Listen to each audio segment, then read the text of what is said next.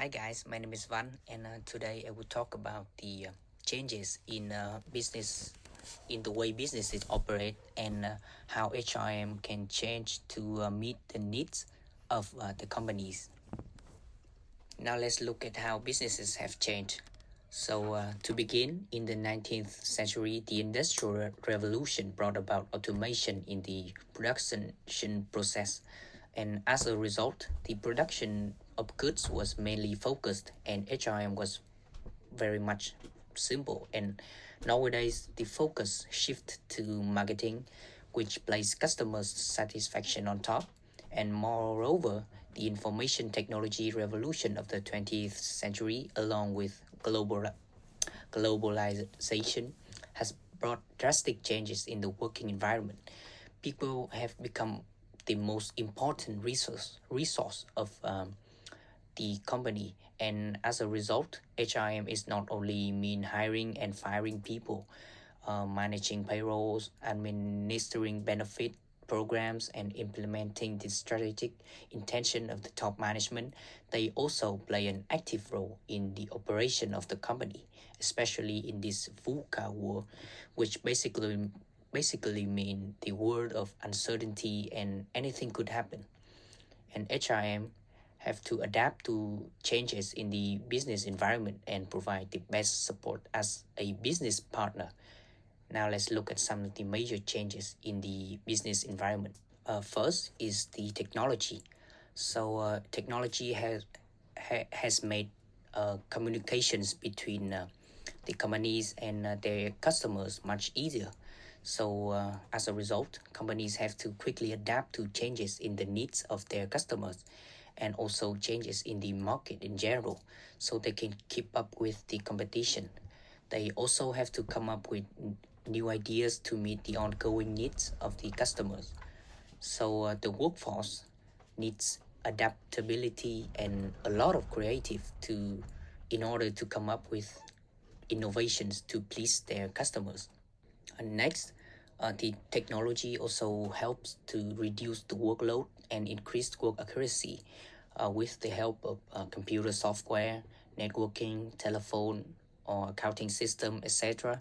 So companies have to stay up to date with the latest technology, and they also have to know how to use the machinery in order to use them to their full extent.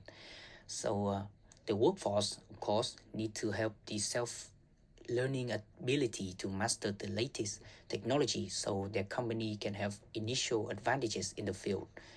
Uh, Thus, the technology also introduced the concept of remote working, which mean the employees can work wherever they want. This have given the employees a lot of freedom in terms of times and places, since they can work everywhere at any given time as long as they finish their work before the deadline. But on the other hand, this is also a challenge because the employees have to attain the ability to be self-disciplined and also time management skill. Otherwise, the freedom that they have will be wasted. Next, the globalization also bring about the diversity in the workplace. More and more companies are having many different employees came from many countries in the world. With this, the company will have a wide range of selection for the best possible employees, and also company can serve a large number of customers from different countries. And diversity in the workplace can also provide a vast array of perspectives, and as a result, employees need adaptability to work in the international environment and also freedom from prejudice, ability to work in harmony with the international colleges. Next, let's look at the impacts of population structure on the way businesses operate. Nowadays companies have to face with the aging population. To be specific, there is a shortage in the labor force as the number of young people decrease. Consequently there will be competitions to recruit the best employees. So the workforce need the ability to actively learn by themselves, as companies often aim for a candidate with such skill because the company wouldn't have to spend too much time to train them, and they would know exactly what to do without wasting too much time of the others. Besides, the workforce also need to choose the most suitable company among many companies out there. So they need to deeply understand themselves to know what they want from a company and have the best possible choice. Now let's look at HIM in relation to the changing population structure. And it has a huge impact on HIM. It creates a generation gap in the workplace because the proportion of the elderly increase in contrast with the proportion of the working age adults. This might lead to two possibilities. First, the retirement age might increase, so which means there are more old people working with the young employees. Secondly, there will be rises in the number of of, of old employees in organization who are retiring or about to retire, which basically means there will be a tremendous loss in the labor force. It also brings many challenges for company as a whole and HRM in particular. First, the retirement of the old employees mean the skills and experience they have will go with them, and those skills and years of experiences are very hard to be replaced. Uh, Besides, the communication with the young employees in the company will be, well, very hard. The communication between the young and the old employees, sorry, because the generation gap will lead to conflict between the old and the young, as it is hard to find the common voice among the two generations. Last, there will be a lot more competitions in recruiting talented employees as the number of young people decrease. Now let's look at the opportunities. So let's say you can combine the best of the both worlds, which are the creativity and innovation of younger workers and the experience, reliable and loyalty of old workers. You can create a very strong labor force. And last and next, sorry, the young graduates will have to strengthen their overall abilities in order to have the intentions of companies. This is the result of the intense competitions between companies to obtain the best workers. So it will make the better workforce quality in general. So how could HRM change to support their business? So first, let's look at the changes for the elderly. So we could provide reasonable retirement and healthcare policies as people are becoming more and more vulnerable as they get older. So the HRM have to assure that the elderly have reasonable compensation and benefits. First, it will ease the old people and they can focus on contributing to the company. Besides, this policy will increase the company's reputation among the workforce, so more employees will be attracted to the company. Next, HRM can provide lifelong career plans and training policies. This will present very promising opportunities for the elderly that are already working in the company, and moreover, the policies will attract numerous candidates since the company offers jobs that will meet the need for sustainability of the employees. Thus, they can learn and improve themselves for as long as they want. And it also makes sure that the employees can contribute their life to one organization. And as a result, the employees can fully focus on their jobs without any worries at all. Now let's look at the changes for the scarcity of the young young employees. Sorry. So HRM have to come up with recruitment and selection policies to attain the best employees in the workforce, it required more active but risky methods. First, the HRM can get into universities and organize competitions to choose the best student and provide he or she with learning opportunities such as scholarship, or make he or she an internship to help them acquainted with the company's culture and environment in order to get them ready for the future company's job position. Next, they can retain. Next, HRM have to retain talented employees. So, according to Mr. John, well, my HRM teacher, the talented, he says, the talented employees are the one who have choices over companies, which means they can work in any companies that they want. So the company should not only focus on the compensation, but they also should also consider the mental health of the employees. So companies should provide a safe, convenient, and happy working environment. Thus, HIM should organize outdoor activities or vacations for their employees once in a while.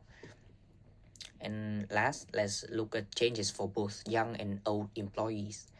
So HRM should create chances for the old and the young to communicate and understand each other, or in other words, to reduce the generation gap. They could do this by organize outdoor activities, entertainment show, or talk shows, and etc. Now let's look at DOS incorporation strengths and weaknesses of HRM adapting to current needs. So according to Mrs. Hong, who is the DOS Incorporation's Chief Human Resource Officer, she said that their strength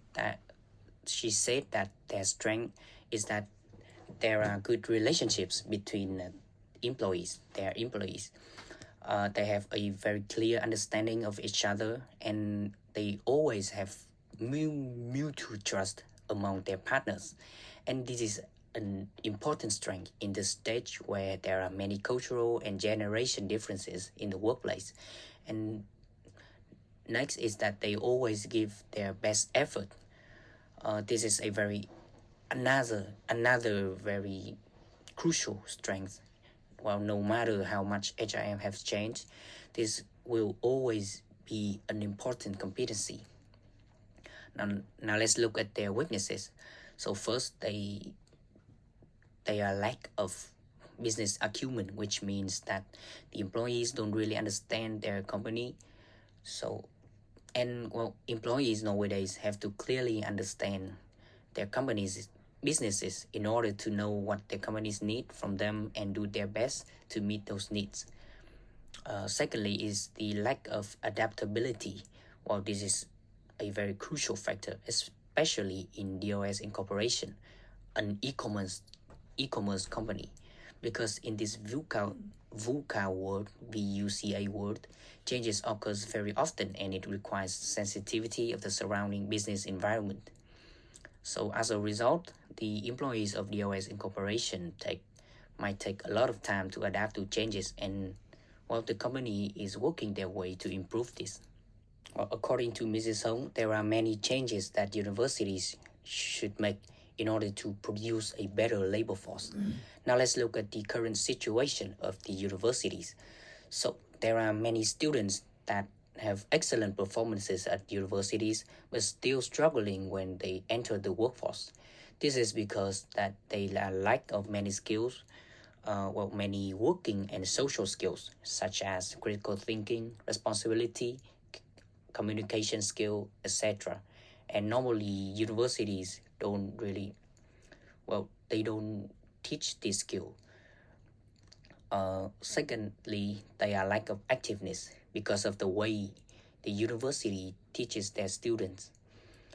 So to be specific, the teachers will speak in front of the class, and the students' job is to sit and listen to them. As a result, the pupils don't have the opportunity to do their own research and give their own thoughts about the lecture.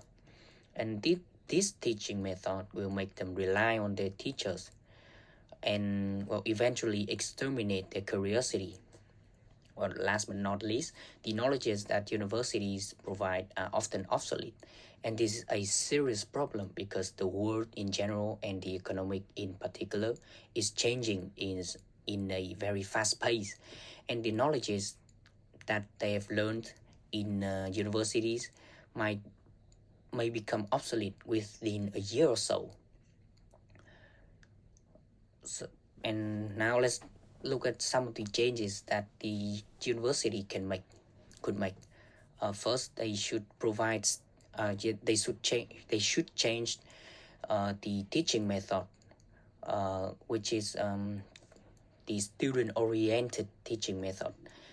The teachers, to be specific, again, the teachers should let students do their own research on the topic and act as the supporters to help them find the right information or to guide them, in other words. And this will train them to know how to find the right informations and ask the right questions to find those informations. This is very crucial for their future jobs, no matter what they do. And with these skills, they can easily work in any position because they will know how to find information that they need without wasting too much time of themselves and others. Next is that they should renew the knowledges and also provide more practical learning, such as collaborate with real businesses, so the students can have an insights into the working environment. Now, last but not least, universities should also teach their students important soft skills such as communication skills, responsibility, or thankfulness, etc. So this is the end of the presentation. Thank you for listening, and see you again very soon.